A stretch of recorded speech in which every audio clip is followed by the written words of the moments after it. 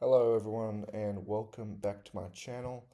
I'm going to be doing the last 8 rounds of the NRL season. So there's going to be a lot of predictions of the last 8 rounds and the finals as well. So that's what will be installed in this video. This season, first I just want to say this season has been a crazy season. Incredible, amazing to watch across the board, especially those top matches, top 5, 6 teams have been playing exceptional. Um, a lot of the season, like it's just been incredibly good. You're getting Raiders there was so unexpected. You're getting Melbourne playing as usual. Bulldogs with the rise this year. Warriors that wasn't expected either. Broncos and Penrith that was kind of expected. Penrith are coming back from a terrible start to the season. It's just crazy. Like any one of those 6 teams can win it. Or maybe I don't think the Warriors are one. Any one of those 6 teams can win it. It's incredible to watch this season. It's just been incredible to watch as a fan of the game. Like, I love the sport, I love everything about it, and it's going to be very exciting to watch these last 8 rounds unfold, and of course the finals as well. Without any further ado, though, let's jump into it. First game of this round, Thursday, 17th of July, Dolphins and the Cowboys. Dolphins at home. They'll be disappointing last week against Cronulla. I know they were without Tabuai and Nicarimo in that loss. They did fight really well in the end. They fought well throughout the game. Sorry, which is a big difference from them last year, where they sort of conceded a lot of points, especially when they conceded one try or two. They felt, when they conceded one, they conceded 3 or 4. When when they broke down once, they broke down a lot. If that makes sense, and I think that's something that's really improved is their defense along with their attack. So their improvement in attack has improved their defense. So it's kind of like the method of, improving your attacking by scoring a try improves your defense because it doesn't mean you have to defend. In saying that, the defense on the line has been a lot better as well. So Dolphins have improved across the board, and hence why they're sitting on the ladder at 10th, which is actually the same as last season. However, they didn't have 154 against point last season, so they're a lot better this season. Obviously, I think everyone would agree with that, considering they started off 0-4 to this season. They've improved substantially since then. And if you want to take it since then, they won 8-5, 8 wins, 5 losses, and they'll be sitting around 5th, 6th if you don't include the first 4 rounds. But of course, you do include them because it's a 27-round competition, not whatever you want. So, but anyway, Dolphins will win that game, in my opinion. They'll win by 2 points. I think the Cowboys have been consistent enough, especially away from home. They've struggled quite a bit, to say the least. Been quite inconsistent throughout the season, but especially away from home, they've not been playing well. As for the next game, Sharks and Roosters, I'll probably say Sharks will be winning. Roosters will be winning that one. I do think Cronulla have been not up to standards. I predict them make the grand final, and it doesn't look like they're going to fall. They're going to fall well short of that. It looks like they're battling to make the top 8, which is not what I expected, not what the game expected, not what probably anyone expected. Everyone had them in the top 4. Most people had them in the top 4, and the fact that they're sitting 10th or 9th, they were 19 rounds into the season, is just ridiculous and a huge disappointment for the Cronulla Sharks. And it was quite unexpected. Everyone thought they were going to improve based on last season with the confidence of winning that finals match, breaking that 6-year drought, beating the Cowboys in that second week of the finals, and almost beating Penrith. I know the scoreline was they lost by 20, but it was a close game up until the last 15, 20 minutes until Penrith really showed their class in the back end of the game. We thought they were going to build on that this year and, finish even better than last season.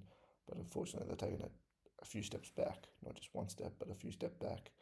And it's quite disappointing as a whole for the Cronulla Sharks. So as for the Roosters, they've outlived expectations. So their youngins have really showed up, like Robert Toyer,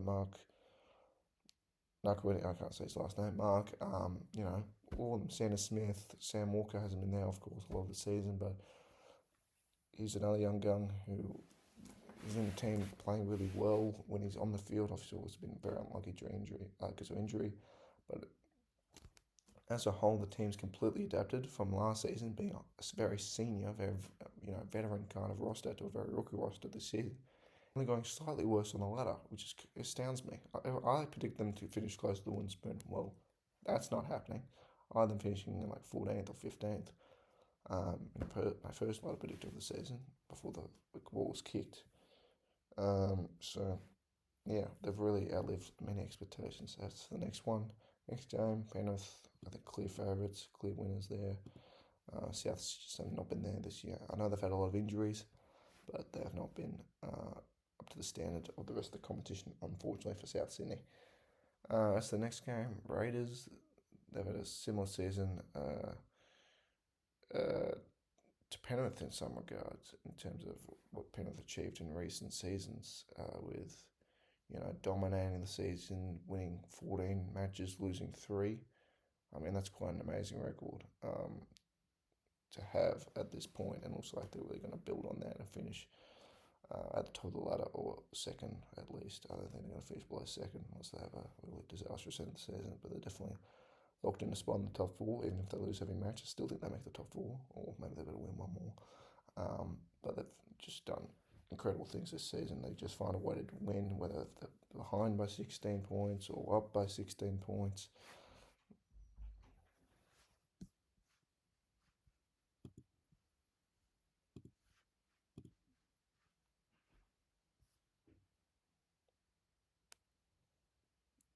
They just find a way to win, which I think is so crucial in an NRL club. They find a way to win, and they've done that. They've done that in recent seasons. They've not done that in recent seasons, I beg your pardon, especially when, they had the lead and teams were coming back. The past 3 weeks, they probably would have lost those games last season. That's the difference between this Raiders side and last year's Raiders side. They're a lot better in switching on for the back end of games and not letting leads slip, as which they did not do last season. So Raiders definitely going to be a good chance to win the premiership this season. And Raiders fans, you've got a bright future ahead for this club. Looks like they're going to have a long run of success, especially if they're playing like this when they're in their early 20s. So very, very good for the Canberra Raiders, and I have having them winning this game by probably 12 points. As Mitchell Moses is back, I think they will be playing better Parramatta, and Raiders probably will really have to grind for this victory, as for their last really 4 or 5 matches, and really for the whole season. They have not had many easy matches, which makes their record even more impressive. As for the next game, Bulldogs and Dragons. I think it's just Bulldogs without saying.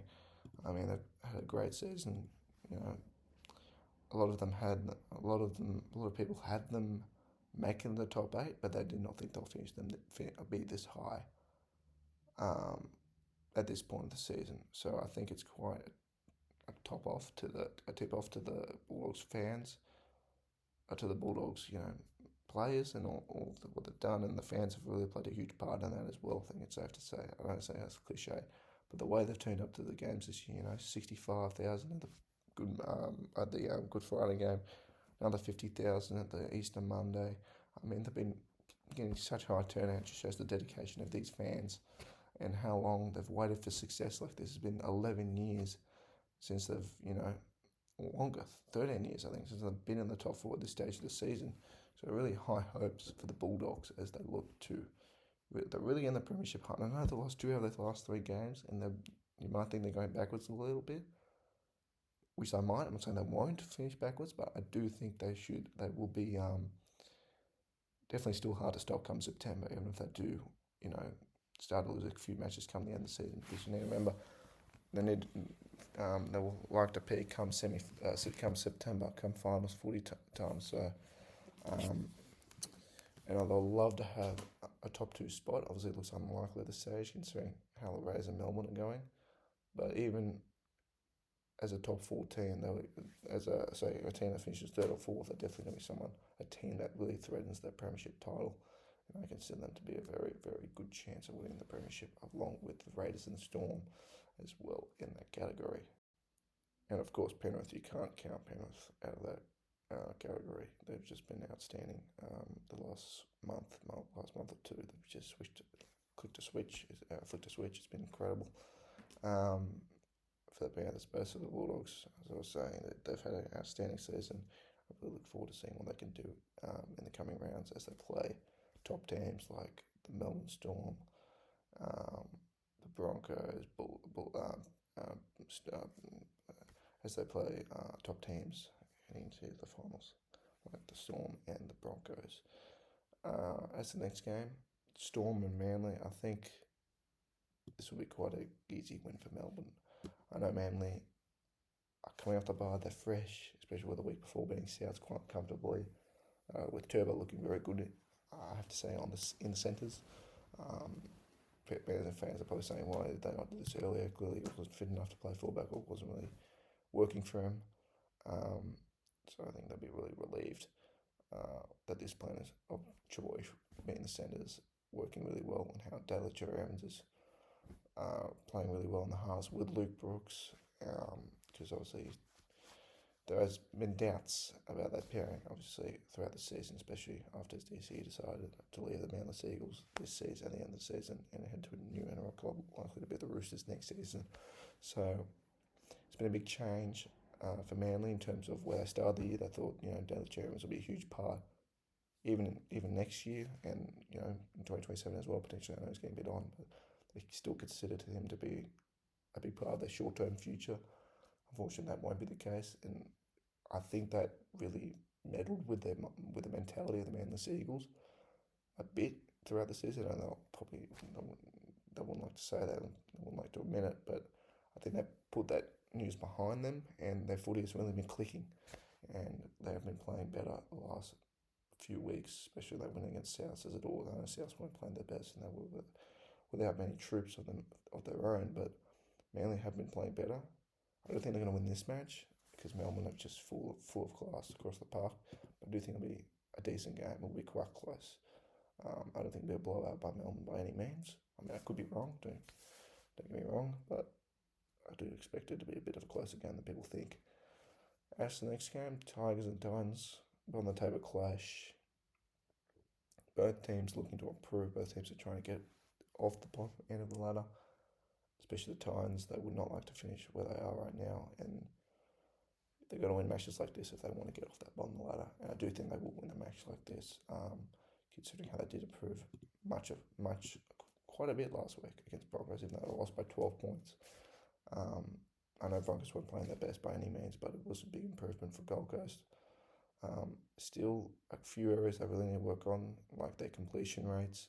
It's a big number, it's a big thing that they need to improve on. Like if you consider the amount of errors they made last week, the amount of silly errors they made in their own half, that invited the Broncos just to attack in their own end. If they have more ball up the other end, like say they even it out with the Tigers, having about the same amount of tackles in their opposing 20s, I think Tigers will win this game. I think they've got a bit more to offer in attack. Even with Luai in the team for the Tigers, I still think that'll be the case. They've got, I think AJ Brimson's really a lot. He's really a lot better at fullback, I think, than 5'8". He's really good from the back, and I think as an attacking weapon, the Titans function a lot better with him as fullback. And I do think this will be a high-scoring game. I do see Titans winning this match despite being underdogs. As for the next game, last game of the round, I think the Warriors will win this game. However, they are playing away and they are without their halfback, Luke Metcalf, which is a tragic loss for the season, for the Warriors this season. And it looks like they won't be winning the premiership this season without him. It will be quite remarkable, even if they get close, but I pretty much have crossed them out to win this premiership. Unfortunately for the Warriors, it's been such an amazing season for them. They've been really doing so well of winning matches week in, week out, and I had a lot of doubts about them early on in the season. Even when they were winning, I was saying, yeah, but they haven't been convincing victories. Well, even though they haven't been convincing victories, they've still won 10 matches this season, so 11 matches this season. So it's been incredible, or 10 matches this season. It's been 11 matches, sorry. It's been an incredible start, and unfortunately, I don't think it will continue. Sure, they might still make the top 4. Sure, they might still win a match in the finals, but I do not see them having a deep run. And I don't see them being any of the teams above them, and a couple of teams below them, probably being Broncos and Panthers. I don't see them being either of them. However, I do see them being Newcastle. Newcastle have been not terrible, but they haven't been great. And I think Knights fans would have expected a little bit more. I think they would have thought they'd be around about that 8th mark. I know they're not far below that, but considering how long they've been essentially mediocre for. I think they should be expecting a bit more results, and this rebuilding process has been taking a bit longer than they would have liked. I think I know they had a great season in 2023. They ended that season incredibly well, winning more than half a dozen matches in a row and beating Raiders in the first week of the finals. Was a big improvement a couple of seasons ago.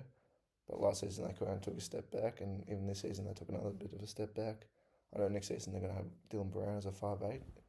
They spent a lot of money on getting him. And the question of whether Adam O'Brien stays on for next year is yet to be answered. But this is definitely a bit of a disappointment season from Newcastle. It definitely hasn't been a success by any means. Sure, you can argue it's been okay, mediocre at best, but it's definitely not been a successful season by any means. As for the Warriors, it's been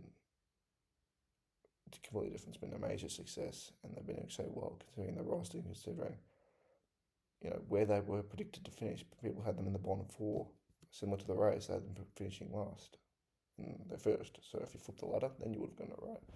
As to the preseason predictors, who completely got it wrong. Well, they've all got egg on their face now about those two teams in particular. They've surprised the entire season as for the Rays and Warriors. But as for this match, I do think Warriors will win, and they will win by probably 8 points, I would say. I think they'll have a bit more class in it, and when it comes down to the end of the match, I do think Warriors will have a bit more class in the end. Yeah, that's it for my round 20 tips. Thanks so much for watching. Leave a like, comment if you wish. I'll love to read those, and subscribe for new NRL predictions. Thank you so much.